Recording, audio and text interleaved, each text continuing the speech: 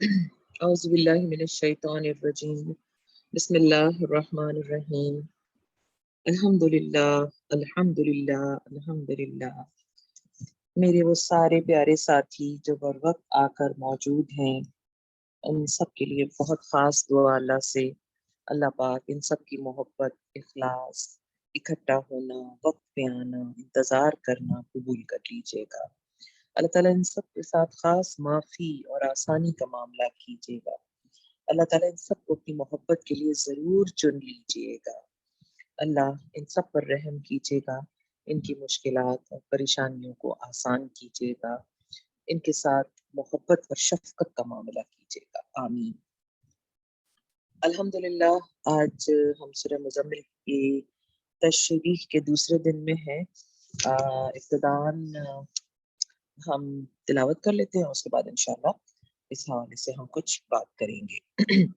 اعوذ باللہ من الشیطان الرجیم بسم اللہ الرحمن الرحیم یا ایہا المزمل قم اللیل الا قلیلا نصفہ او انقص منہ قلیلا او زد علیہ ورتل القرآن ترتیلا انا سنلقی علیک قولا ثقیلا انا ناشئۃ اللیل ہی اشد وطئا واقوم قیلا انا لک فی النہار سبحا طویلا واذکر اسم ربک وتبتل الیہ تبتیلا رب المشرق والمغرب لا الہ الا هو فاتخذہ وکیلا واصبر علی ما یقولون واہجرہم حجرا جمیلا۔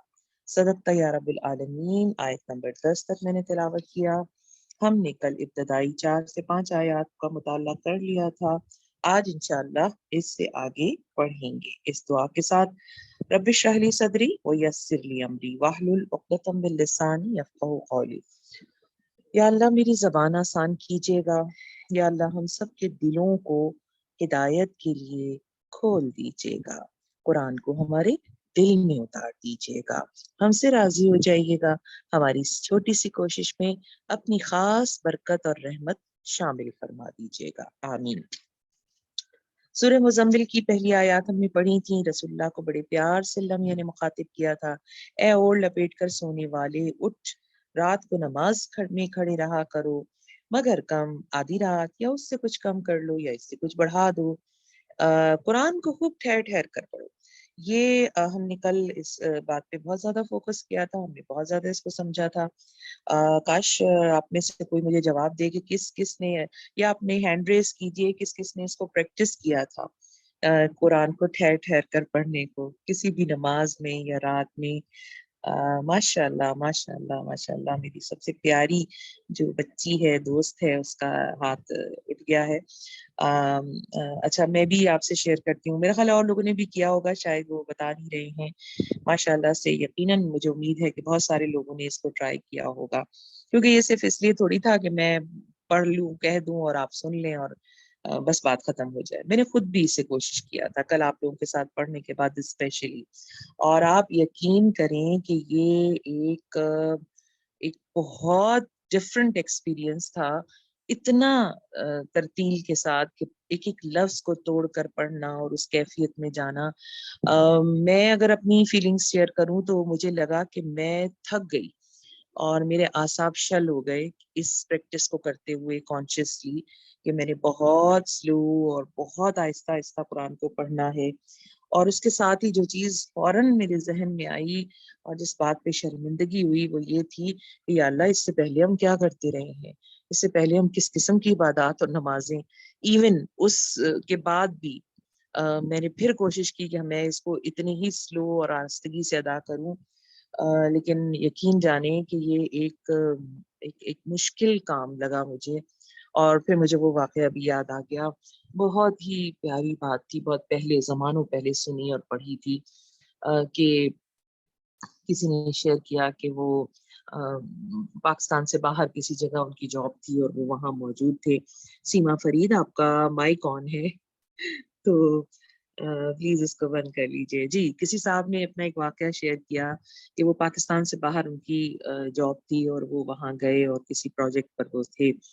اس دوران نماز کا وقت ہوا تو ایک نیو مسلم جو تھے وہ بھی صاحب ان کے ساتھ کسی میٹنگ میں تھے اور وہ لوگ سب اٹھ کے نماز کے لیے چلے گئے. تو انہوں نے کہا کہ وہ ظہر کی نماز تھی, ہم پڑھ کے باہر آ گئے.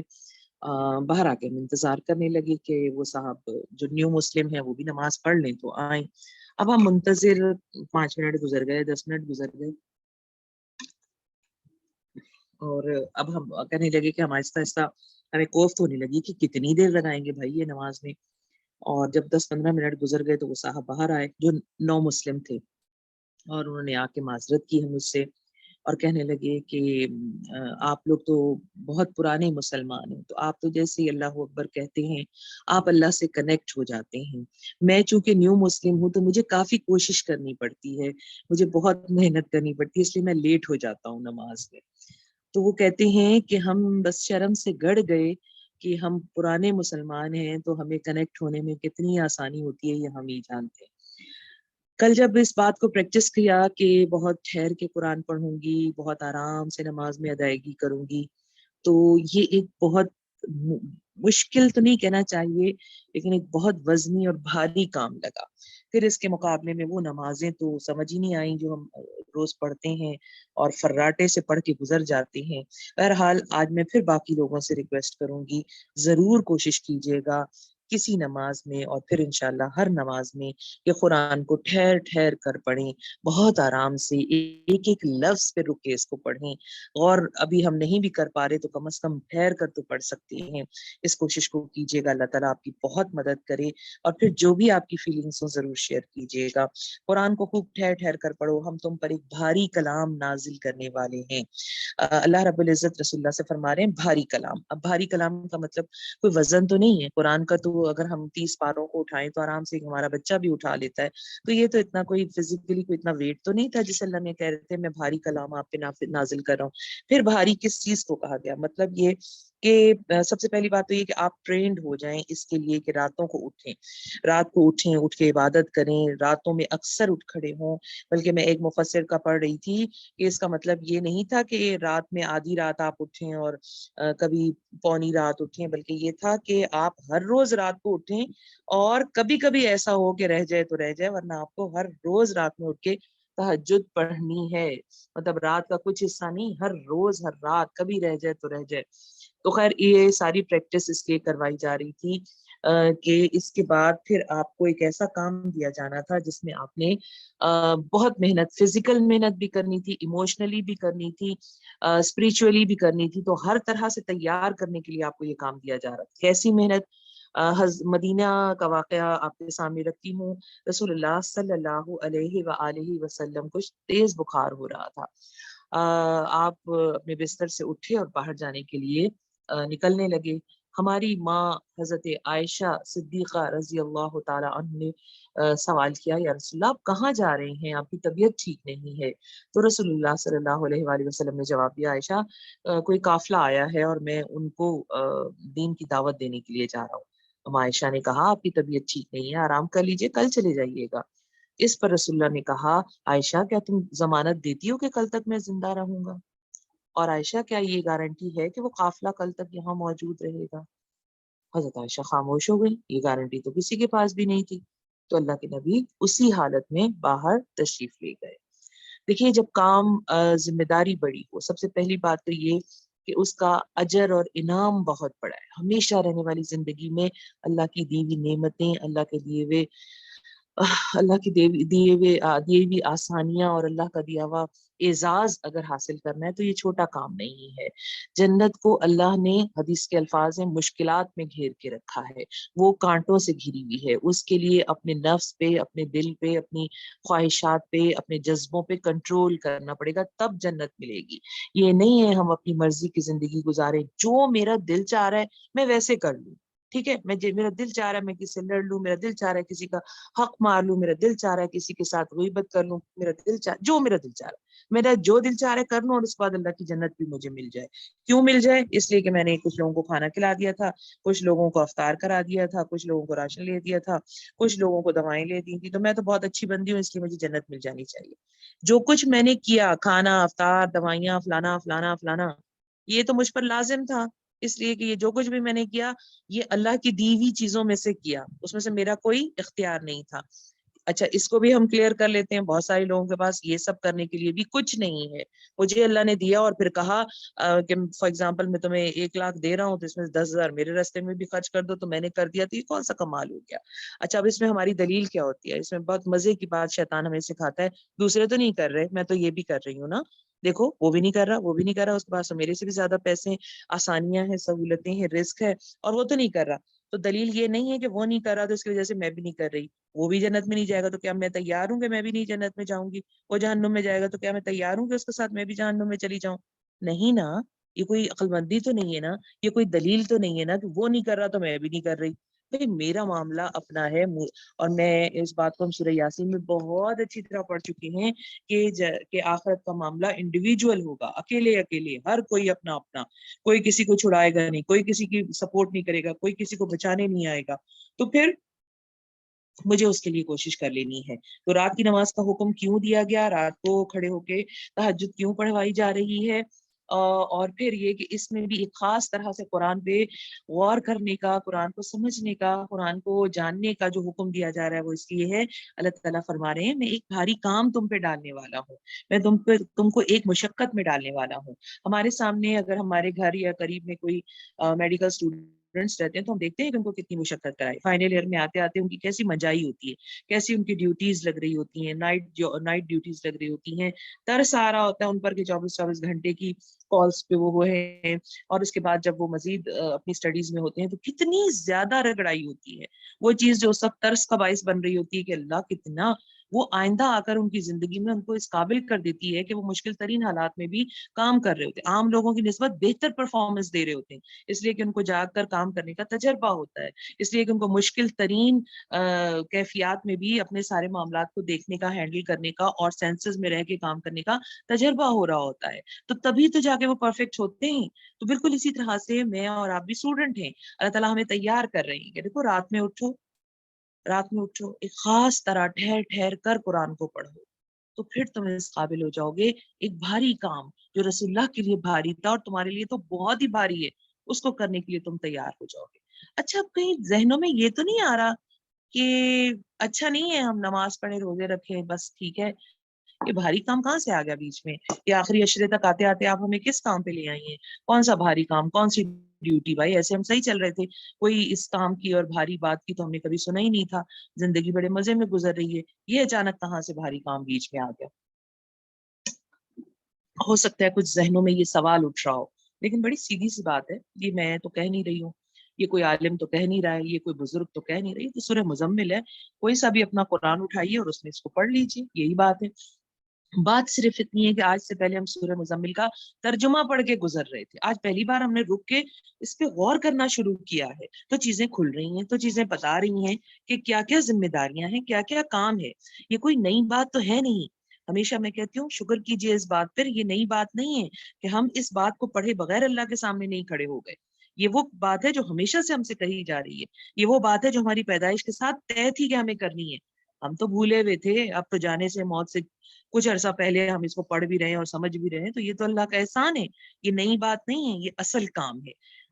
ورنہ پھر سورہ یاسین میں کہ انسان افسوس کرے گا کہ وہ کیا چیز مس کر آیا ہے, اور جب وہ وہاں دیکھے گا کہ کیا اس کا بدل اور انعام ملنے والا تھا, تو پھر وہ اس پر افسوس کرے گا. اور وہ بات جو ہم نے سورہ رحمان میں بھی پڑھی تھی, وَخَشِيَ الرَّحْمَٰنَ بِالْغَیْبِ, جو اپنے رحمان رب سے ڈرتے ہیں بغیر دیکھے. اس بغیر دیکھے رب کا ہی تو یہ کہنا ہے جو اس وقت یہ باتیں کہہ رہے ہیں کہ میں تم پہ بھاری کلام نازل کر رہا ہوں, میں تم پہ بھاری کلام اتار رہا ہوں. تو اس بات کو نیا نہ سمجھیں, اس بات کو مشکل نہ سمجھیں, اس بات کو اپنے لیے غیر ضروری نہ سمجھیں. یہ عین وہی بات ہے جو اللہ کا ہم سے مطالبہ ہے, جو اس نے اپنے نبی سے بھی کیا, کہ بھاری کلام کا مطلب اس میں ذمہ داریاں ہیں, اس کام کو ادائیگی کرنی ہے, اس کو لوگوں تک پہنچانا ہے, اس کے لیے راتوں کو اٹھنا پڑے گا. اس لیے اب اگر ہمیں یہ ساری چیزیں اپنی زندگی سے میچ کرتی ہوئی نہیں لگ رہی, ہمیں لگ رہا ہے کہ نہیں ہم جتنا کچھ کر رہے ہیں وہ کافی ہے, تو ماشاءاللہ اللہ تعالیٰ ہمیں فہم دے, ہمیں ہماری زندگی کے مقصد کی توفیق دے کہ ہم اس کو سمجھ سکیں. जनाब कॉलन सकीला, ये एक मुश्किल काम है, एक मुश्किल कॉल है जो आप पे नाजिल किया जा रहा है। तो फिजिकली कोई वजन नहीं है इसका, बल्कि इसकी जिम्मेदारी है। और इसकी बड़ी प्यारी जो एक मिसाल आती है ना, रिजल्ट कार्ड। रिजल्ट कार्ड क्या होता है? एक पेपर होता है, उस पे पास और फेल और उस पे ग्रेड्स लिखे हुए होते हैं, लेकिन वो लेना कितना दुश्वार होता है हाथ में। और खैर अब तो ऑनलाइन रिजल्ट्स आ जाते हैं, खैर अब तो और ही बदल गए। हमारा जो दौर था उसमें तो जब हाथ में पकड़ाया जाता था और जब नजर आता था तो उस वक्त छक्के छूट जाते थे। फिर इस बात को मैं एक और तरह से भी आप कह सकती हूँ, कोई इतनी अच्छी मिसाल नहीं है वो, लेकिन बहरहाल कभी लैब की रिपोर्ट्स आ रही हो, कभी किसी बायोप्सी की रिपोर्ट आ रही हो और उसमें कुछ भी एक्सपेक्टेड हो, तो हमें वो पेपर जो होता है ना वो खोल के पढ़ना, हाथ दिल घबरा रहा होता है कि पता नहीं इसमें अब क्या चीज आ जाए। ऐसा ही होता है ना। तो वो तो एक पेपर होता है, उसका कौन सा वजन होता है, लेकिन उसमें जो लिखी गई बात होती है, उसके जो असरात होते हैं, उनका हमें पता होता है। इसलिए हम खौफजदा होते हैं, घबराए हुए होते हैं, परेशान होते हैं कि पता नहीं क्या रिजल्ट आने वाला है, पता नहीं इस एमआरआई का, पता नहीं इस हमारे टेस्ट का क्या रिजल्ट आएगा। तो वो एक पेपर जो होता है वो वजनी हो जाता है। वो एक पेपर जो होता है ना वो लेते हुए आपके हाथ कांप रहे होते हैं कि पता नहीं इसमें क्या डायग्नोसिस आ जाएगी और हमें क्या हमारे लिए तय होगा। तो भारी कलाम का मतलब उसकी जिम्मेदारी, उसके अंदर जो बात लिखी गई है उसको फहम और उसको इदराक करना। अच्छा ये बड़ा आसान है ना, बड़ा अच्छा। ये कोई मुन्ना सा बच्चा रो रहा है इन्फिनिक्स वालों का, इसको जरा चुप भी करा लें और माइक भी बंद कर दें। ठीक है, बिस्मिल्लाहिर्रहमानिर्रहीम। बिस्मिल्लाहिर्रहमानिर्रहीम। हम बात कर रहे हैं सूरह मुजम्मिल पर, सूरह मुजम्मिल की जिम्मेदारियों पर, सूरह मुजम्मिल की बात पर। अल्लाह का हमसे मुतालबा कि भाई उठो, रातों को तैयारी करो अपने उस काम की जो तुम्हें कहा गया था। ऐसे नहीं चलेगा, मजे की जिंदगी जी ली, जैसे चाहा जी लिया, अपने मर्जी का टाइम गुजार लिया। अब अल्लाह ने अगर तौफीक दे दी है तो उठ के उस बात की अहमियत को समझना है, वक्त जाया किए बगैर उस पर अमल करना है। कौन सा अमल करना है? अल्लाह ताला बता रहे हैं ये प्रैक्टिस इसलिए करवाई जा रही है, जो काम मैं तुमसे लूंगा उसके लिए रातों को खड़े होना। रातों को खड़े होकर फवाइद क्या मिलते हैं, चलें जरा सा इसको देख लेते हैं। सबसे पहली चीज तो ये है कि रात का खड़े होना तबीयत के खिलाफ है और उस वक्त दिल चाह रहा होता है आराम का। तो ये एक ऐसा काम है जो अपने नफ्स को दबाने और उस पर काबू पाने की बड़ी जबरदस्त सलाहियत रखता है। बिल्कुल वैसे ही जैसे रमजान है, भूख प्यास, आजकल रोजे गर्म होते चले जा रहे हैं, शिद्दत से हलक सूख रहा होता है, लेकिन कंट्रोल क्या सिखा रहे हैं अल्लाह ताला? मेरी खातिर कंट्रोल। और अपने अपने नफ्स पे जब्त, बिल्कुल यही वाला जब्त रात को उठने से भी होता है। और अपने आप पर कंट्रोल पाने के लिए बहुत अहम है कि नींद आ रही हो और इंसान इस बात को सोच ले कि मैं अपने रब के लिए अपने आप को ट्रेंड कर रहा हूँ जैसा मेरा रब चाह रहा है। दूसरी बात ये कि उस वक्त दिल इंसान का और इंसान की जबान हम आवाज होती है। जो आपका दिल कह रहा होता है, जो आप पढ़ रहे होते हैं, वो और आपका दिमाग और आपकी जबान सब सेम पेज पर होते हैं। दिन में तो बहुत सारी क्या कहना चाहिए, वो हमें चीजें वो कर रही होती हैं, हमारी तवज्जो इधर उधर करवा रही होती हैं, लेकिन उस वक्त हम सेम एक ही उस पर होते हैं कि जो दिल कह रहा है, जो पढ़ रहे हैं, हम उसको समझ और सोच भी सकते हैं। ना आवाजें हैं, ना शोर है, ना काम है, ना हमें कोई पुकार पड़ रही होती है। तो ये एक इंपॉर्टेंट चीज होती है। तीसरी चीज ये है कि ये आदमी के जाहिर और बातिन में मुताबिकत पैदा करने का बड़ा जरिया है, क्योंकि रात की तन्हाई में अगर कोई आदमी आराम छोड़कर इबादत के लिए उठता है तो वो इखलास की बुनियाद पर ये करेगा। रियाकारी का उसमें कोई मौका ही नहीं है कि कोई देख लेगा, कोई अप्रिशिएट करेगा या उससे मुझे कुछ हासिल होने वाला होगा। चौथी चीज ये है कि इबादत दिन की निस्बत दिन की इबादत की बनिस्बत आदमी पर ज्यादा गरां होती है। इसलिए इसको करने पर इंसान के अंदर साबित कदमी पैदा होती है, वो मुश्किलात को ज्यादा इस्तकामत से बर्दाश्त कर सकता है। और मैं एक और अहम इसका फायदा बताऊं, अल्लाह के दीन के लिए तो जो फायदे इंशाल्लाह होंगे सो होंगे, ये हमारी बाकी जिंदगी के लिए भी बहुत ज्यादा फायदे का सबब होता है कि हम अपने आप को वो कंट्रोल हासिल कर लेते हैं। नींद तोड़कर उठना हमारे लिए आसान। बहुत सारे लोग मैंने देखे हैं जिनको नींद से आप उठाइए तो आधा घंटा तो यही समझने में लग जाता है कि अच्छा जी हमें उठाया गया है तो क्यों उठाया गया है, हम कहाँ बैठे हैं, हम कौन है, हमें क्या करना है। वो हवासों में आने में इतना टाइम लगा देते हैं। अल्लाह के बंदे को इस तरह का नहीं होना चाहिए। उसे तो बस वो सेंसेस में आए, फौरन उठ खड़ा हो, वो प्लान करके उठे कि जी मुझे उठना है और अब इसके फौरन बाद मुझे अल्लाह के सामने, अल्लाह के हुजूर हाजिर होकर और फिर अल्लाह को राजी करने के लिए अल्लाह की किताब को बहुत इत्मीनान के साथ पढ़ना है। अल्लाह ताला मुझे और आपको ट्रेन कर रहे हैं, ये हमारी आम जिंदगी में भी फायदा देगा और फिर उसके बाद انشاءاللہ ہمارے مشن کی تکمیل میں بھی ہمارے لیے فائدے اور اجر کا سبب ہوگا۔ در حقیقت رات کا اٹھنا نفس پر قابو پانے کے لیے بہت کارگر ہے، اور قرآن ٹھیک پڑھنے کے لیے زیادہ موزوں۔ ٹھیک پڑھنے کا پھر وہی بات ہے کہ اس وقت جتنا کنسنٹریشن، اس وقت جتنا ہم وقت دے سکتے ہیں، ہماری نظریں گھڑی پر نہیں ہوتی کہ اب یہ والا کام ہے اور اب وہ والا کام ہے، ہم جتنا تسلی کے ساتھ، تشفی کے ساتھ۔ اچھا، مجھے یہاں جو ایک اور چیز ان ساری چیزوں کے علاوہ فیل ہوتی ہے وہ محبت کا اسپیکٹ ہے، کہ خاص طور پہ میں نے آج کچھ روزے کی حالت میں بھی اس بات کو ایکسپیرینس کیا کہ جب کبھی بہت پیاس بھی لگ رہی تھی اور طبیعت بھی گر رہی تھی اور بہت طبیعت عجیب محسوس ہو رہی ہوتی ہے، اس وقت میں نے سوچا اللہ میاں دیکھیے میں آپ کی محبت میں یہ سب کروں۔ یہ الفاظ سوچنے اور کہنے کی دیر تھی کہ چہرے پہ مسکراہٹ آ گئی، ایک اطمینان سا آ گیا، اللہ میاں دیکھیے میں آپ کی محبت میں یہ سب کر رہی ہوں۔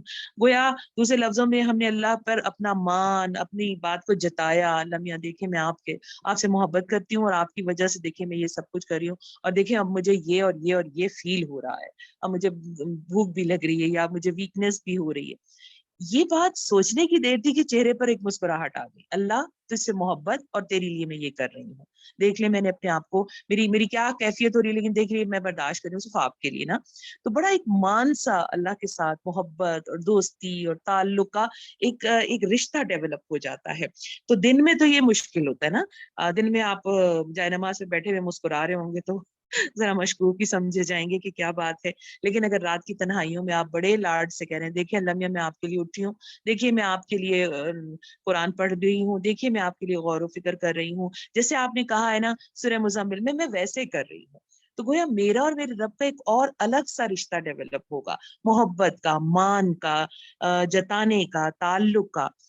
گھبرائیے مت، اللہ کو ہم جتا بھی سکتے ہیں، اللہ کے ساتھ ہمارا یہ والا رشتہ بھی ہے کہ وہ بالکل ماں کی طرح سے ہمیں ٹریٹ کرتا ہے نا، تو ہم اسے کہہ بھی سکتے ہیں، ہم اسے منا بھی سکتے ہیں، ہم اسے جتا بھی سکتے ہیں کہ اللہ میاں دیکھیں میں آپ کے لیے اٹھی ہوں، بس اب میری نیند کو بھگا دیجئے اور مجھے حاضر کر دیجئے اور مجھ سے ویسے قرآن کا مطالعہ، مجھ سے ویسے عبادت کروا لیجیے جیسا آپ پسند کرتے ہیں۔ تو انشاءاللہ اس کے نتیجے میں اللہ کی ایک بہت زیادہ محبت کی ویو ہماری طرف آئے گی اور وہ ہمیں سمیٹ لے گی۔ تو دن کے اوقات میں تمہارے لیے بہت مصروفیات ہیں، اپنے رب کے نام کا ذکر کیا کرو۔ یہ بڑی مزیدار سی آیت ہے، بہت ہی شاندار، کہ اپنے رب کے نام کا ذکر کیا کرو۔ دن میں تمہارے لیے بہت کام ہوتے ہیں، شاید تمہارے لیے اس طرح کا کنسنٹریٹ کرنا ممکن نہیں ہوتا ہے، شاید تمہارے لیے اتنا ٹھہر ٹھہر کر اور اس طرح سے ادائیگی کر کے اور سمجھنا اور غور کرنا شاید تمہارے لیے پاسبل۔ کتنے اچھے اللہ میاں ہیں، کتنے پیارے اللہ میاں ہیں، ان کو پتہ ہے۔ سمیہ امتیاز، آپ کا مائی کون ہے؟ بسم اللہ الرحمن الرحیم۔ کتنے پیارے اللہ میاں ہے نا، کہ ان کو پتہ ہے کہ دن میں ہم بزی ہیں، ان کو پتہ ہے، حالانکہ ہم کیا کر رہے ہیں، کتنی ڈفرینٹ لائف ہے اب تو ہماری اس 14 سال پہلے کی، اب کی، قیامت تک آنے والے زمانے کی، لیکن اللہ میاں کو پتا تھا دن ان لوگوں کے بزی ہوں گے، کبھی یہ ورکنگ ویمن بھی ہوگی، کبھی یہ جاب پہ بھی ہوں گی، کبھی یہ گھر میں بھی بزی ہوں گی، کبھی کچھ، تو کہا گیا دن میں تمہارے پاس بہت مصروفیات ہیں، اپنے رب کے نام کا ذکر کیا، دن میں کیا کرو، اس کا آلٹرنیٹو کیا بتایا ہمیں، وہ ہمیں بتایا دن میں تم رب کے نام کا ذکر کیا کرو۔ کیا اس کا مطلب ہے تسبیح، کہ ہم بس دن میں تسبیحاں پڑھا کریں اور رات کو کھڑے ہو کے قرآن؟ نہیں، اس کا مطلب ہے اپنے رب کے نام کا ذکر، ہر وقت اپنے رب کو یاد رکھا کرو۔ اچھا، میں جب یہ بات پہ سوچ رہی تھی تو ہمیں بہت اچھی طرح سے پتا ہے، ہمیں بہت سارے اذکار سکھائے گئے ہیں، ہر کام کے شروع کرنے میں بسم اللہ پڑھ لو، کھانے سے پہلے تمہاری دعا ہے، واش روم جانے سے پہلے دعا ہے، سونے سے پہلے دعا ہے، کپڑے بدلنے کی دعا ہے، سفر کی دعا ہے، گھر سے نکلنے کی دعا ہے، بس ہر سیڑھیاں چڑھ رہے ہو دعا ہے، سیڑھیاں اتر رہے ہو دعا ہے، اور ہر کسی میں اللہ کا نام موجود ہے۔ جب میں اس بات کو سوچ رہی تھی تو مجھے ایک بڑی اچھی سی فیل آئی، جب بچے ہوتے ہیں نا، 4 5 6 سال کے بچے جنہیں تھوڑا بولنا بھی آ جاتا ہے روانی کے ساتھ، آپ دیکھیں وہ ہر وقت کہہ رہے امی امی امی، یہ کام ہے امی، یہ کر دیں امی، وہ کر دیں، ان کو ہر وقت امی چاہیے ہوتی ہے، ایک تو بولنا آ جاتا ہے، ایک تو کام سمجھ میں آ جاتے ہیں، ڈیمانڈس کرنی آ جاتی ہیں، 3 4 ایئرس کے بچے جو ہوتے ہیں، تو ہر وقت امی امی، اتنا کہ آپ کبھی کبھی الجھ جاتے، بھائی کیا مسئلہ ہے، امی کو کبھی خاموش بھی ہو جایا کرو، ہر وقت امی امی امی امی۔ اللہ میاں کتنے اچھے ہیں، کہتے ہیں ہر وقت اللہ اللہ اللہ اللہ کرتے رہو، میں نہیں اکتاؤں گا، میں نہیں ڈانٹوں گا، مجھے تو مزہ آئے گا، مجھے تو اچھا لگے گا، تم سارا وقت کہتے رہو اللہ اللہ اللہ اللہ اللہ، بسم اللہ، الحمدللہ، استغفر اللہ، لا حول ولا قوت الا باللہ، بس تم اللہ اللہ کہتے رہو۔ अम्मी थक जाती हैं, अम्मी गुस्सा करती हैं। हम में से जितनी अम्मियां हैं उनको बड़ी अच्छी तरह पता है कि हम उलझ जाते हैं, हम गुस्सा भी करते हैं, क्या हर वक्त अम्मी अम्मी अम्मी अम्मी की भी जान छोड़ दिया करो कभी। लेकिन अल्लाह में इतने प्यारे हैं, वो कहते हैं बस मुझे कहते रहो। और इसीलिए कहा गया फिर अपने रब के नाम का जिक्र करते रहो। तो अपने हर स्टेप पर अल्लाह को याद रखो, अपने हर स्टेप पर उसे पुकारते रहो, अपने हर स्टेप पर उसका नाम तुम्हारे लिए बरकत का सबब है, उसका नाम तुम्हारे लिए हिफाजत का सबब है, उसका नाम तुम्हारे लिए गारंटी है तुम्हारे काम के मुकम्मल होने की, उसका नाम तुम्हारे लिए हिफाजत की गारंटी है, उसका नाम तुम्हारे लिए उस काम की तकमील की गारंटी है। तो बस उसका नाम तुम जबान पर होना चाहिए। ये नहीं है कि तुम कोई बड़ी तस्बीहात लेकर बैठोगे 1000 दानों की, या तुम जाए नमाज बिछाओ के सारा दिन, नहीं, तुम अपने काम करोगे और उस काम के दौरान भी अपने रब को याद रखोगे। हर जगह हर वक्त की दुआ तुम्हारे जबान पे रहेगी, तो फिर तुम्हारा अल्लाह से कनेक्शन जारी रहेगा। बिल्कुल वैसे ही जैसे बच्चा हर काम के लिए अम्मी अम्मी करता रहता है, हम भी अपने हर काम में अल्लाह अल्लाह करते रहेंगे। और इंशाल्लाह हमारी ये प्रैक्टिस, इंशाल्लाह हमारा ये अमल हमें अल्लाह का और महबूब बना देगा, अल्लाह से और करीब कर देगा, और अल्लाह से हमारे ताल्लुक को और बेहतरीन कर देगा। अच्छा, इससे अगली बात आ रही है, सबसे कट कर उसी के हो रहो। वो मशरिक और मगरिब का मालिक है, उसके सिवा कोई खुदा नहीं है। सबसे कटकर, क्या इसका मतलब ये है कि हम सबसे बस कुट्टी कर लें, लड़ाई कर लें और बात खत्म कर लें, हम किसी से बात भी ना करें और चुप करके मुंह उधर करके बैठ जाएं, क्या ये ऑर्डर है? नहीं, बिल्कुल नहीं, इस बात का ये मतलब नहीं है। सबसे कटकर अल्लाह के हो रहो, मतलब ये कि तुम रसूलुल्लाह सल्लल्लाहु अलैहि वसल्लम का जो दौर है ये, उसमें लोग आपको जरा तंग भी कर रहे हैं, आपसे बदतमीजी भी कर रहे हैं, तो अल्लाह के नबी को कहा जा रहा है कि किसी गम, गुस्सा और झुंझलाहट ना हो, बल्कि उनको इग्नोर करो। एक अच्छे और शरीफ आदमी की तरह उनको इग्नोर करो और अपने दिल पर मैल ना आने दो। इससे ये गलतफहमी नहीं होनी चाहिए कि रसूलुल्लाह कोई मुख्तलिफ अमल कर रहे थे या वो कोई नाराज होते थे, गुस्सा करते थे, इसलिए अल्लाह मियां को कहना पड़ा कि भाई आप नाराज ना हुआ। नहीं, बल्कि आप तो इसी तरीके पे अमल कर रहे थे।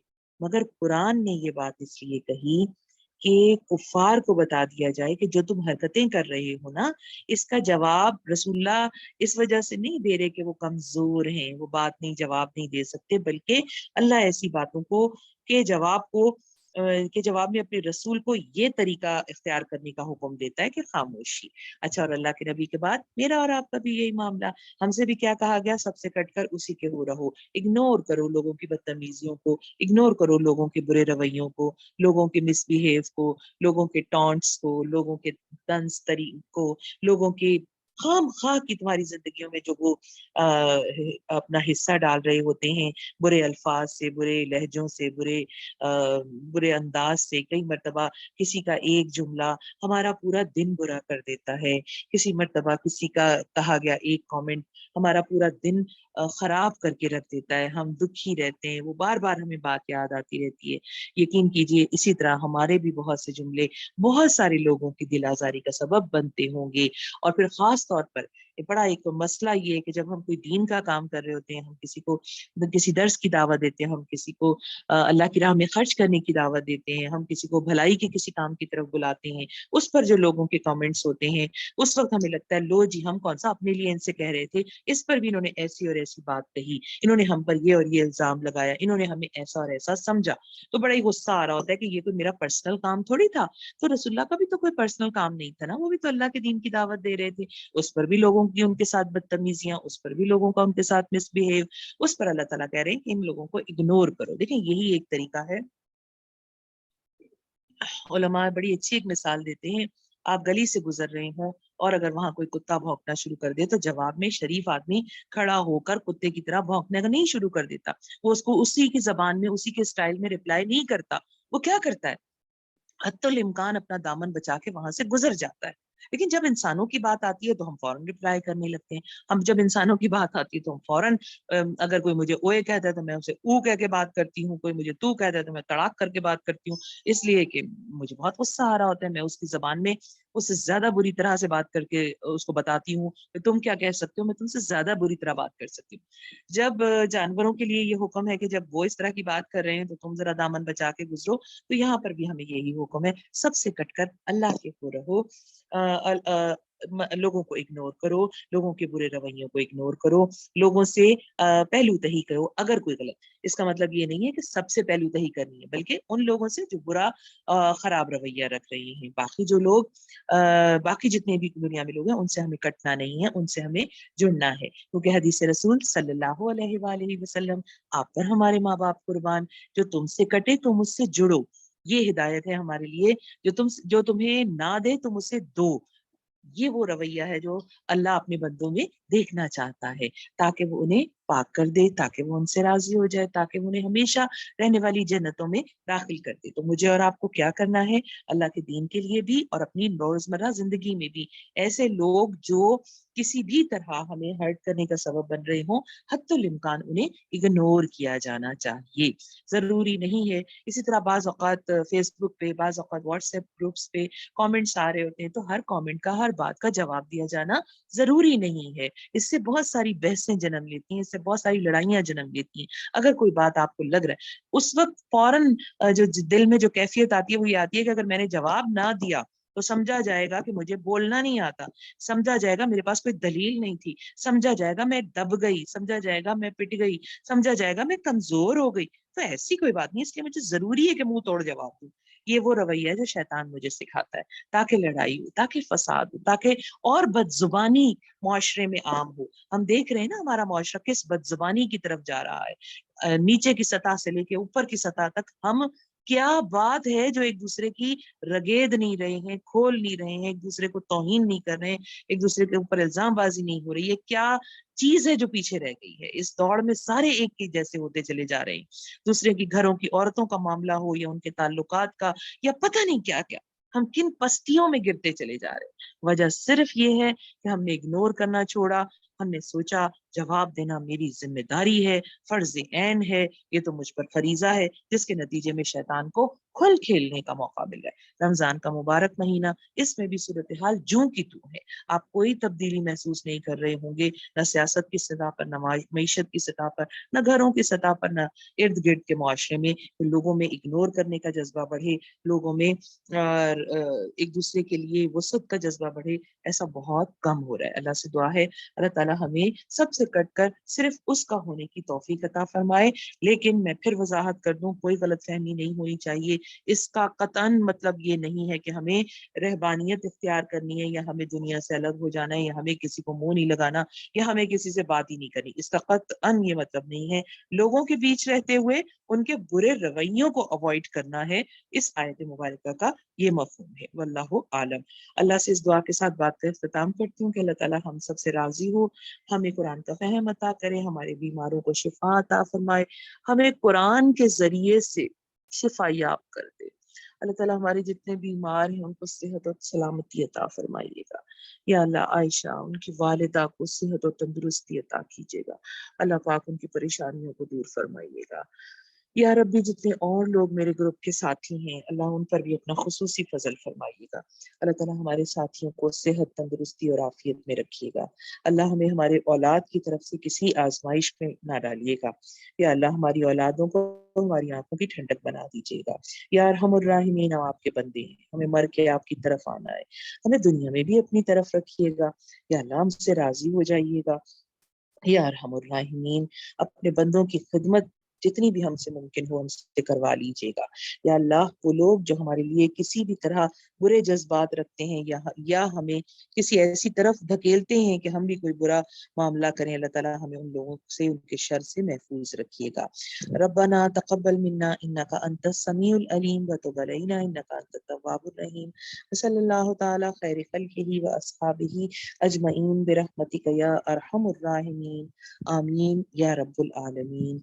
जज़ाकल्लाहु खैर।